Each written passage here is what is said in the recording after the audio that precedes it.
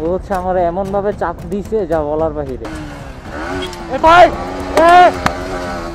ভাই ভাই ভাই ডাকাতির ঘটনায় বন্ধু জিসানের জন্য ফয়সালের ভূমিকা বন্ধুত্বের বন্ধনে এক দৃষ্টান্ত ভূমিকার সাক্ষী হয়েছে। সম্প্রতি রূপগঞ্জে বোলতা গাউছিয়া রোডে দুর্ধর্ষ ডাকাতির শিকার সেই দুই বন্ধুর বিষয়ে পদক্ষেপ নিয়েছে বাংলাদেশ পুলিশ।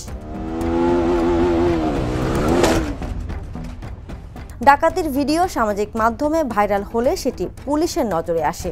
এ বিষয়ে বাংলাদেশ পুলিশ একটি বিবৃতিও দিয়েছে। ডাকাতরা দুই বন্ধু ফয়সাল ও জিসানকে কোপ দিয়ে আঘাত করেন এবং তাদের একটি বাইক ও আইফোনও নিয়ে যান।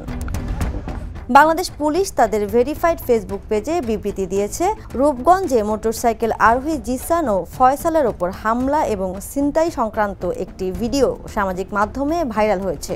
এ বিষয়ে পুলিশ তাৎক্ষণিক ব্যবস্থা গ্রহণ করেছে। তারা আরও জানান, ঘটনার পরিক্রমায় এক ট্রাকের হেলপারের ফোন থেকে 999-এ কল আসার পর মাত্র 10 মিনিটের মধ্যে পুলিশের টিম ঘটনাস্থলে পৌঁছে আহতদের উদ্ধার করে। আহতদের প্রথমে নিকটস্থ হাসপাতালে প্রাথমিক চিকিৎসা দেওয়া হয়। পরবর্তী উন্নত চিকিৎসার জন্য অ্যাম্বুলেন্স যোগে ঢাকা মেডিকেল কলেজ হাসপাতালে পাঠানো হয়। পুলিশ ঘটনাস্থল থেকে ছিনতাইকারীদের ফেলে যাওয়া একটি মোটরসাইকেলও উদ্ধার করে।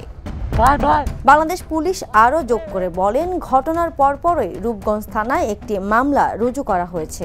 আসামি গ্রেপ্তার এবং ছিনতাই হওয়া মালামাল উদ্ধারের চেষ্টা অব্যাহত রয়েছে। National desk, the news.